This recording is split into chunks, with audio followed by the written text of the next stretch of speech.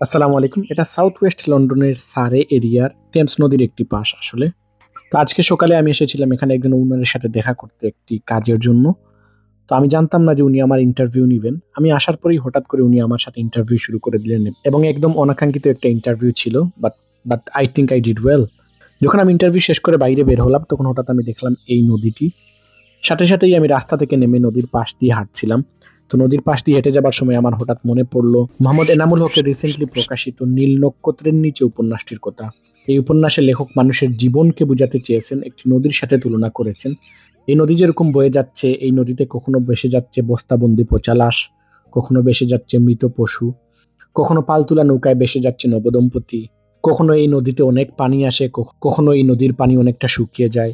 নদীর বুকে যাই ঘটুক না কেন, নদী সবসময় বহমান, নদী চলতেই থাকে। মানুষের জীবনও এইরকমই, মানুষের জীবনে যাই ঘটুক না কেন, মানুষের জীবন চলতেই থাকে এই স্বচ্ছ সলিলা নদীর মতো। এই আলো জলমেলে দিন দেখে মনে হচ্ছে যে এখানে আসলে তাপমাত্রা অনেক ভালো, আসলে সেরকমটা না। এখানে তাপমাত্রা হচ্ছে 2 থেকে 3 ডিগ্রির মতো মাত্র, অনেক ঠান্ডা। এই নদীর পাশ দিয়ে হাঁটার সময় আমার মনে হচ্ছে আমার শৈশবের কথা। মানুষের জীবনের প্রথম সামাজিকীকরণের সময়, মানুষের শৈশবে মানুষ যে সকল প্রাকৃতিক পরিবেশের মধ্যে বড় হয় সেগুলোর সাথে মানুষের এক ধরনের আত্মিক সম্পর্ক হয়ে যায়। দীর্ঘদিন মানুষ যখন এইসব থেকে দূরে থাকে তখন মায়ের জন্য যেরকম মানুষের পিপাসার্ত মনে হয়, সেই রকম মাতৃভূমির জন্য মানুষের নিজের শৈশবের যে সকল পরিবেশ রয়েছে, যে সকল প্রকৃতি রয়েছে, সেগুলোর কুলে ফিরে যাওয়ার জন্য মানুষ আকুল হয়ে পড়ে। এবং দূরপ্রবাসে মানুষ হঠাৎ যখন এরকম কিছু দেখতে পায় যেটি তাদের শৈশবের প্রকৃতির সাথে রিলেটেড, মানুষ সাথে নিজেদের শৈশবের স্মৃতিতে ফিরে যায়। আমাদের বাড়ির পাশে একটি ছোট্ট খাল রয়েছে। তো আমরা যখন ছোট ছিলাম, তো আমরা কি করতাম, যখনই খালে একটু পানি আসতো, খালে যখন বেশি বেশি বৃষ্টি হতো, খালে নতুন করে পানি আসতো, আমরা সকালে উঠেই জাল নিয়ে মাছ ধরতে চলে যেতাম। জাল দিয়ে ঠেলে ঠেলে মাছ ধরতাম, ছোট ছোট জাল দিয়ে। মাঝে মধ্যে কি করতাম, ছোটবেলায় তো আমাদেরকে মসজিদে যাওয়া লাগতো ইসলামী শিক্ষার জন্য। তো আমরা কি করতাম, মাঝে মধ্যে মসজিদ ফাঁকি দেওয়ার জন্য সকালবেলা ঘুম থেকে উঠেই জাল নিয়ে মাছ ধরতে চলে যেতাম, যদি সেদিন বৃষ্টি হয় তাহলে। দেখা যেত যে মা বাবারা অবশ্যই বকা দিতেন, কিন্তু যে মাছ পেলে কিন্তু মায়ের মেজাজটা একটু শান্ত হয়ে আসতো এবং আমরাও বুঝতাম যে যদি মাছ পাই আর মার খাওয়ার সম্ভাবনা নেই। তারপর যখন বৃষ্টির পানিতে খালটা ভরে যেত, প্রায় হাফ ভরে যেত, তখন আমরা কি করতাম, মাছ ধরতে যেতাম। মাছ পাই বা না পাই, নদীর পাড়ের ঘাসকে আমরা ঘষে ঘষে তুলে তারপর সেইখানে পানি ঢেলে সেটাকে পিচ্ছিল করে আমরা খেলতাম। আমরা উপর থেকে নিচে গড়িয়ে পড়তাম, যেটাকে আমরা চেচ্ছেড়ি বলতাম। নতুন নতুন বৃষ্টি হবার পর মাঠে যখন একটু একটু পানি থাকতো, তখন আমরা লুকিয়ে ফুটবল নিয়ে সেখানে খেলতে যেতাম। খেলার মধ্যে যদি বৃষ্টি চলে আসতো তাহলে খেলাতে আমাদের আরো বেশি আনন্দ হতো। এবং আমরা কি করতাম, খালের পাশে মাঠে যখন খেলতাম তখন খেলতে খেলতে আমরা ফুটবল যখন খালে পড়ে যেত, আমরা কাউকে না কাউকে জোর করে পানিতে নামিয়ে দিতাম, অথবা দু একজন সবসময় রেডি থাকতো পানিতে পড়ার জন্য। বলের সাথে সাথে ওরাও লাফ দিয়ে পানিতে পড়ে যেত। বাড়ি থেকে অদূরে একটি জায়গায় একটি কালভার্ট ছিল। তো আমরা কি করতাম, তো আমরা ছোটবেলায় যখন বেশি পানি হতো তখন সেই কালভার্ট থেকে আমরা লাফিয়ে লাফিয়ে নিচে পানিতে পড়তাম, তারপর উঠে আসতাম আবার নিচে থেকে, আবার উপর থেকে লাফিয়ে পড়তাম।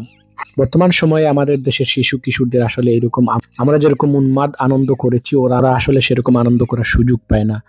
ওদের জীবন হয়ে গেছে অনেকটা যান্ত্রিক, কম্পিউটার মোবাইল ফোনে এসে ওদের শৈশবকে কেড়ে নিয়েছে।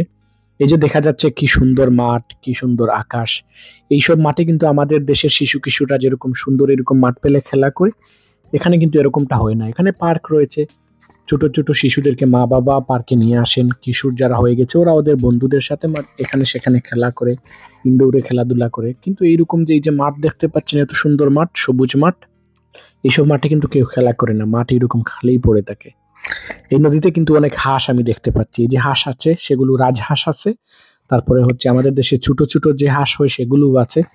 তো এখানে একজন মহিলা এদিকে যাচ্ছিলেন, উনি আমাকে বললেন যে এই হাঁসগুলো হচ্ছে জার্মান গুজ, ওই যে আমরা যেটাকে রাজহাঁস বলি এর মতোই দেখতে, তবে গলাটা একটু খাটো, এর নাম নাকি জার্মান গুজ। তারপরে এখানে আমরা যেটাকে রাজহাঁস বলি সেটাও রয়েছে।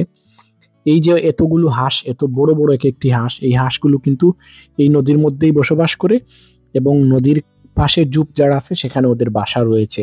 ওরা এখানেই থাকে, এখানেই ওরা ডিম দেয়, বাচ্চা ফোটায়, কেউ ওদের ডিমও খায় না, বাচ্চাও নেয় না।